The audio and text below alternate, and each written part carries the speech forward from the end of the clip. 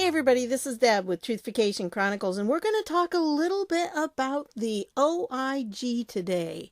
And this is the website, the Office of the Inspector General of the U.S. Department of Justice.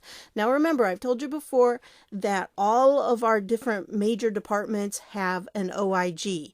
Okay, there's an IG specifically for those different departments. And the one who is the IG of the Department of Justice right now is Marshal Horowitz. Has he been doing anything? Well, yes, he has. And we're going to talk a little bit about some of the stuff he's doing and some of the ongoing investigations that they're working on right now. This is their main page, and it shows a lot of the things that they're doing. And the first one is an investigative summary. Findings of misconduct by an FBI unit chief for misusing her position by attempting to ensure her daughter received an FBI offer of employment. Interesting, huh? And this is the investigative summary. And if you see, it says the Department of Justice, Office of the Inspector General, initiated this investigation upon receipt of information from the OIG email hotline alleging that a Federal Bureau of Investigation unit chief, UC, exploited her position to ensure her daughter received an offer of employment from the FBI, including within the UC's assigned division. It was further alleged that the UC had a financial interest in her daughter receiving an FBI offer of employment because the daughter lived in a residence owned by the UC. The OIG investigation substantiated the allegation that the UC misused her position by attempting to ensure her daughter received an FBI offer of employment, including within the UC's assigned division. The UC admitted to the OIG that she shared her daughter's resume within her assigned division, as well as asking that it be shared with other FBI divisions in an attempt to obtain an offer of employment for her daughter. Notwithstanding the UC's conduct, the FBI did not hire her daughter. She wasn't even successful. Add insult to injury, huh? The OIG did not substantiate the allegation that the UC had a financial interest in her daughter receiving an FBI offer of employment. Criminal prosecution of the UC was declined, and I think in this case it was because they didn't see it as that big of a deal. I mean, yeah, it was bad that they did this, but it was more misconduct than it was something criminal. At least in my opinion, that's as I read it here. The OIG completed its investigation and provided its report to the FBI for appropriate action. So it doesn't mean this person's getting off scot-free. It means that there will be appropriate action, supposedly, that will be taken. And, of course, they put this at the bottom of all of them. Unless otherwise noted, the OIG applies the preponderance of the evidence standard in determining whether Department of Justice personnel have committed misconduct. So that's the first one. And then if we go back here, we see the next one is findings of misconduct by a DOJ Trial Attorney for misuse of DOJ issued computer and cellular telephone. Well, I saw this one actually on a tweet. This was put out. And it appears that this trial attorney has nudes on their government-issued laptop and phone that were sent to adults. Very nice, huh? And so, yeah, Team Horowitz is working on things, and that there was a forensic review.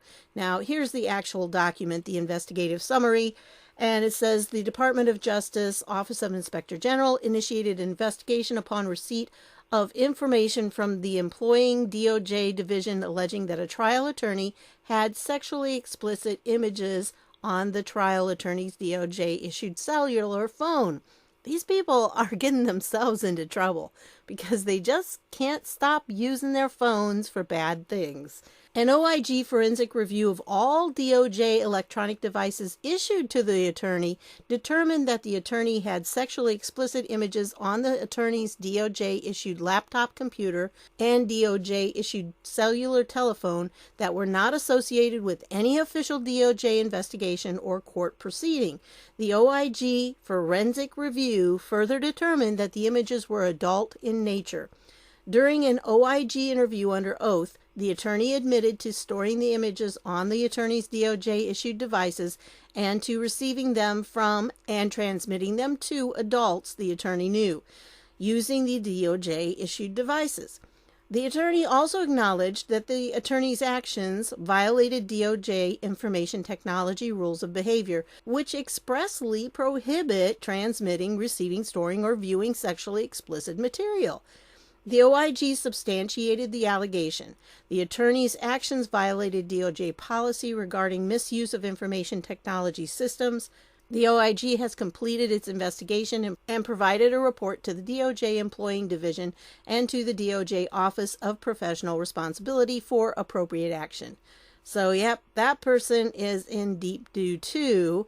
Now, again, we don't know who these people are. And somebody pointed out last time that, yeah, there's a reason why we don't, because at this point, they've not been tried in a court, so we can't say that they're guilty of something. There's no indictment out for them, and so that's kind of how things work in our justice system, that, if the person is not guilty, we're not going to be putting their name out there with all this stuff about them. So yes, they may be guilty of misconduct, but unless there's criminal charges, we're probably not going to see their names, and that's why they're not named in these. So I think that person is probably right in what they said on that. So, made sense to me. Anyway, going on, another one here, we have findings of misconduct by a United States Marshal for making an inappropriate comment about shooting a judge and for lack of candor. I mean, this is a United States Marshal. The Department of Justice Office of the Inspector General initiated this investigation upon the receipt of information from the United States Marshal Service, USMS, Office of Professional Responsibility, OPR, alleging that during a USMS firearms use of force briefing, a United States Marshal made an inappropriate comment about shooting a judge. The USM, United States Marshal. The OIG found that the USM made the inappropriate comment about shooting a judge and, in doing so, committed administrative misconduct. The OIG found no evidence that the USM's comment was intended by the USM or perceived by witnesses to be a credible threat or directed at any particular judge. The USM told the OIG that he was joking when he made the comment and admitted that it was inappropriate. So you got to kind of wonder, so how does this apply to Rod Rosenstein? If he did the whole thing about the 25th Amendment and said he was joking, well, so was this guy, and this guy was found guilty of this. So, Rod, that would be misconduct too, wouldn't it? Oh. Witnesses who heard the USM's comment told the OIG that they believed the USM made his comment in a joking manner and thought it was inappropriate. The OIG concluded that the USM violated the USMS Code of Professional Responsibilities prohibition on activities which would adversely affect the reputation of the DOJ and the requirement of demonstrating the highest standards of personal and moral conduct expected of law enforcement officers. The OIG also found that the USM lacked candor, that means he lied, in an interview with the OIG when the USM denied making another inappropriate comment about a judge during a meeting the prior month with the chief judge of the assigned United States District Court. Yeah, this person's in a little bit of doo here. Prosecution of the USM was declined. Okay, again, not a criminal charge for this, which frankly I don't think it should be. The guy cracked an inappropriate joke. It's hardly reason to prosecute him. Prior to the OIG investigation, the USM retired, and that was part of it too. The OIG has completed its investigation and all criminal and administrative actions are complete. The OIG has provided this report to the USMS for its information. As noted in the report, the OIG believes the USMS should review its policy directives to consider when and how the judiciary is notified of threat allegations against judges, even when those threats are not deemed credible. The OIG found it concerning that no one at the USMS who heard or learned about the USM's comment believed it warranted immediate notification to the court's chief judge. Yeah, that kind of is a little concerning too, because in this day and age, even some threat that probably is not credible, let's just make sure everybody knows about it, just so we're all on guard, right? So I thought it was really interesting, and there's a whole list of things back here. If you go through, there's like a whole list of things that they were doing, different audits and things like that, and you can click to see more reports. Here are some recent events that they had happen. Former federal supervisory correctional officer pleads guilty to civil rights offense for aiding in the assault of an inmate. and here one for arrested for sexually abusing female inmates. I mean, there's been some things going on here, folks. There really have been, but we don't hear about them in the news, of course. But here's some of their ongoing work, okay? For the FBI, these are investigations that are only for the FBI. Because remember, the Department of Justice is made up of a lot of different organizations. The FBI is only one of those organizations underneath the Department of Justice. And so they've got ongoing work here. There's an audit of the FBI's Regional Computer Forensic Laboratory in Western New York. Just kind of wonder why this particular lab is being checked for their forensics. And it's located in Buffalo. It says that they're looking at their case management system and its efforts to address its service backlog. So they evidently have a lot of backlog in their forensics department. And then here's another one that they're also looking at the forensic laboratory. And that one is the one located in Salt Lake City, Utah, which I think is really interesting because remember the NSA's big facility where they're storing stuff? Yeah, that's where it's at. So, and this is also where Huber has been doing his big work. And again, they're looking at their case management system, efforts to address their service backlog, the efficiency and effectiveness. So, yeah, they're looking into those things, the forensics. And then, of course, they have an audit of their fiscal year 2019 bulk telephony review, which effectively ended the government's bulk collection of telephony metadata under the Foreign Intelligence Surveillance Act. So that, is kind of all connected there. But yeah, there's this compliance here. Use of immigration sponsorship programs. I think that's kind of an interesting one too. Be interested to see what they come out with. Efforts to address homegrown violent extremists. And then down here, examination of the department's and the FBI's compliance with legal requirements and policies in applications filed with the U.S. Foreign Intelligence Surveillance Court relating to a certain U.S. person. This is specific, okay? Now, if you've noticed, all of these others seem to be, kind of general in scope. But this one, to a certain U.S. person. And I would assume that that's Carter Page right there, that this is what we're talking about. So the OIG, in response to requests from the Attorney General and members of Congress, and I'm assuming that's members of Congress as in, the last Congress, not this current Congress, because I doubt if Jerry Nadler was asking for this. And the Attorney General there would have been Jeff Sessions. And I have a video on that because there were letters exchanged from members of Congress to the Attorney General, Jeff Sessions. And then he also sent a letter back to them on March 29th of 2018 that exposed this whole thing about Huber and said, hey, Huber is already on the job and so is Horowitz. I've teamed them up together. And when Horowitz finds something that needs prosecuting, it's going to go to Huber, and Huber's going to impanel a grand jury and take care of it. Okay, and that's why we have so many sealed proceedings on the dockets, because that's what they've been doing.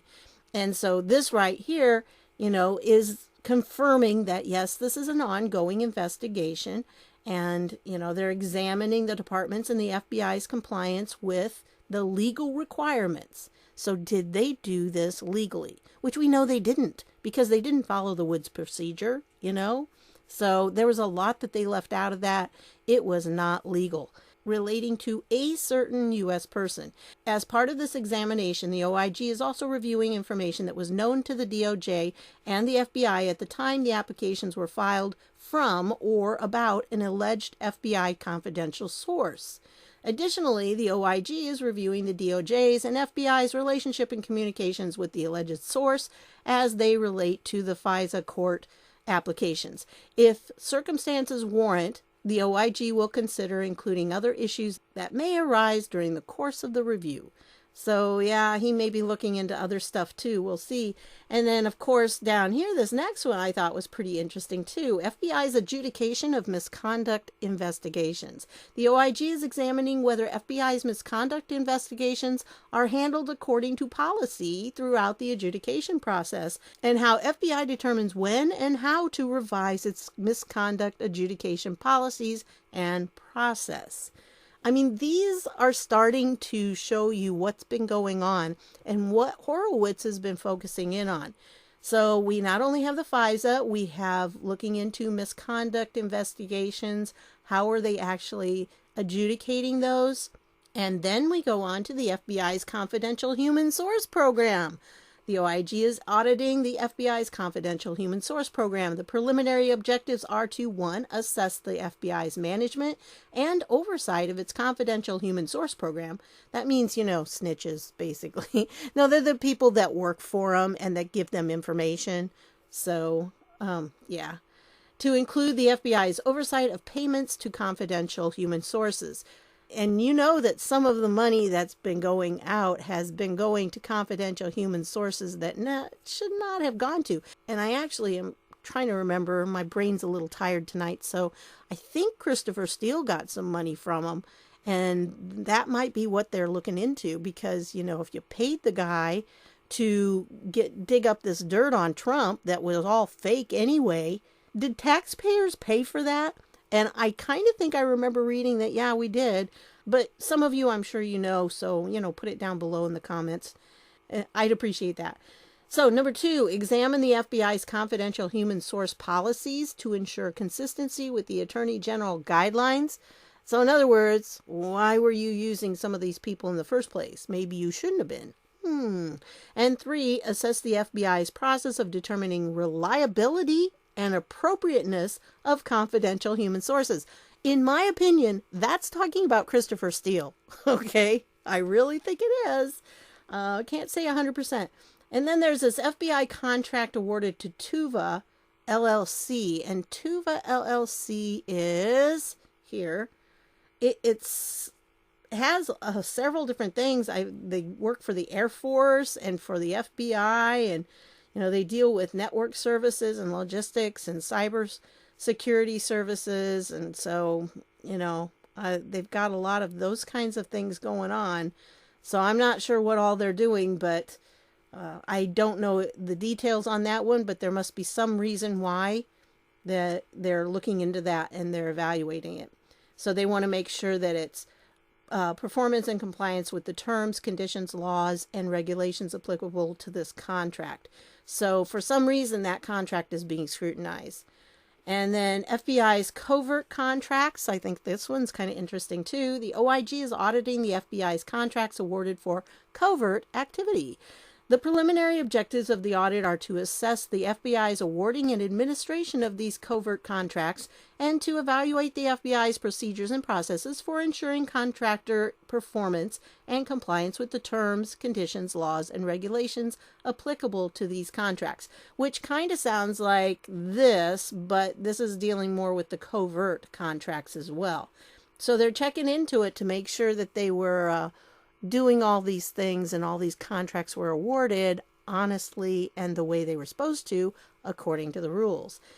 Then we have the next one, FBI's National Security Undercover Operations. The OIG is conducting an audit of the FBI's National Security Undercover Operations. The preliminary objectives are to evaluate 1, the FBI's oversight of national security-related undercover operations, and 2, the FBI's efforts to recruit and train agents for these undercover operations.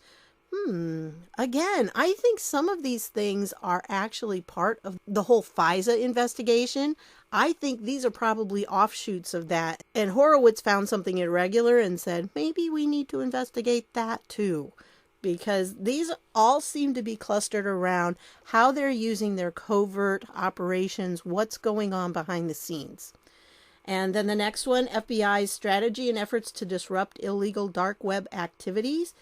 The OIG is auditing the FBI's strategy and efforts to disrupt illegal dark web activities. The preliminary objective is to assess the implementation of the FBI's dark web strategy. So there's a lot that goes on that's illegal on the dark web. And so are they actually disrupting those activities? Is it working? If it's not working, is there a reason why it's not working? Maybe they are part of it. You never know, right? And then this last one is the review of the Department of Justice's preparedness to respond to critical incidents under Emergency Support Function 13. The OIG is reviewing the department's ability to meet its responsibilities under Emergency Support Function 13, ESF 13, and to execute ESF 13 activities in response to natural and man-made disasters. OIG will assess departmental policies and guidance, planning, preparation, training, and execution processes, and coordination among DOJ law enforcement components and non-DOJ support agencies in support of an ESF 13 activation. So, does sound very interesting, doesn't it? There's some things going on. And of course, they are always assessing and evaluating these departments. That's what the Inspector General does. So it could be that none of these are related. But I just thought it was very interesting, the ones that they chose here for the FBI. And those are the items that could all, in a way, be connected to what's going on right now. So it's going to be very interesting when we see what Horowitz produces about this whole FISA court thing. And I think then we'll be able to see if it connects in with any of these others. But then they have this news thing, and this is, like here, you go to news, and you can see that some of the stuff they have going on I thought was very interesting. As I pointed out before, there was this federal supervisory correctional officer pleads guilty to civil rights offense for aiding in the assault of an inmate. You want some arrests? Well, there's one. So some things are happening, and you have this one, report on the Bureau of Alcohol, Tobacco, Firearms, and Explosives Control over Agent Cashier Funds. And this was the one about this person arrested for sexually abusing female inmates. And you have, this is like the same one as the top here, this one. So this is just when they were charged with it, and this is when they actually were pleads guilty. So it goes on, it has several others here. Accepting bribes. This one pleads guilty to accepting bribes to smuggle drugs into prison. And you've got this one, sentenced to prison for sexually abusing an inmate. And you've got this one, former executive director of nonprofit, sentenced for embezzling funds intended for domestic violence victims.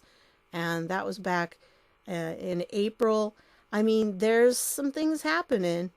It's just that we're not hearing about them. They don't really publicize them. And unless you go here, how are you going to know? I mean, they're not telling much about it. But here's the charity one, by the way. And this was because this one involved an Arkansas state senator indicted for embezzlement and public corruption scheme. And so, hey, look, that was on my birthday. Ooh, where I was supposed to hit, 60,000, and I didn't make it anywhere near there. It's been a while back, hasn't it? I'm still not to 60. Oh, well. But that's all right. We know what's going on, right?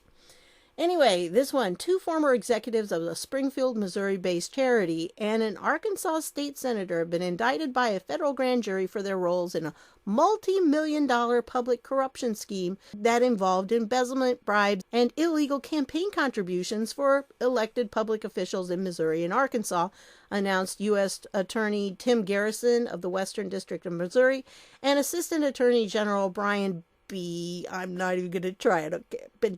Benskowski or something like that, but I'm not even going to worry about it. We'll call him Brian B., okay? Of the Justice Department's Criminal Division. Anyway, if you look through this, it has to do with this guy right here, Jeremy Young Hutchinson, who was a state senator, and he was from Little Rock. He was actually a Republican. So this is just to show you that the corruption is not one-sided. It's not just in one party. It's throughout our government. The corruption is everywhere. And this is why things are happening. But again, you're not seeing a lot of this. And the indictment alleges that the Gosses, which were the ones that he was working with, who were high-level executives at Preferred Family Healthcare, Inc., formerly known as Alternative Opportunities, Inc., and Hutchinson, who is an attorney and served as a state senator in the Arkansas Senate from 2011 to 2018, along with others, participated in a conspiracy from 2005 to November 2017 to embezzle and misapply the funds of a charitable organization that received federal funds to pay bribes and kickbacks to elected officials, including Hutchinson, and to deprive the citizens of Arkansas of their right to the honest services of those elected officials. According to the indictment, in exchange for the bribes and kickbacks offered by the Gosses and other co-conspirators, Hutchinson and other elected officials allegedly provided favorable legislation and official action for the charity, including directing funds from the state's General Improvement Fund. And so, yeah, I mean, it goes on. It tells all what they were doing here. It alleges that they defrauded the charity and the governmental entities that funded the charity by embezzling and misapplying charity funds for their personal benefit. And here's some examples of that. So, yeah, this was an indictment that was unsealed. So this was one of those sealed indictments that's out there. Now, obviously, folks, it's not the big name people yet, but there have been an awful lot of these types of people that have been caught lately. And there's more and more of them all the time. So things are going to be happening more. And I know this was from April 11th, which is a little while ago now, but yep, it's happening. That's for sure. So you can go through, I'm going to put all these links down below, and you can go through and read them for yourself and see what kinds of things are going on. Keep up with the news that they're doing and their ongoing work. And when you click on the ongoing work, you can find the different types of things that they have. Let's see, by component here. That's what I want. These are the different components or the different parts of the Department of Justice that they're dealing with: the ATF, the DEA, the FBI, the BOP, the USMS, and, you know, then some of them are interagency or intercomponent, if you want to say it that way. So they have that down here.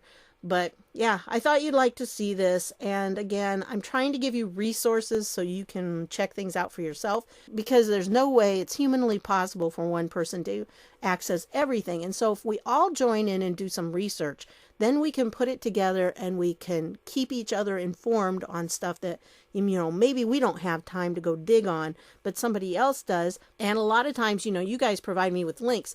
I don't have a lot of time to watch videos because just doing my own research keeps me pretty busy. And this week especially, I'm doing an online writer's orientation class, so I don't have a lot of extra time. But I do appreciate when you put things in there and other people can get a chance to see them. Some of you come up with really great links that I would never have found otherwise. And so I really appreciate you doing that. And like I said, if we all kind of join together, we can, you know, put out information, and then what we put together comes out to be more than what we could do individually. And that's really the important part about things, that we're all doing research and then pooling our research so that we can keep each other informed. So that's what I've got for you on this one. I want to thank you for stopping by, and I'll see y'all later.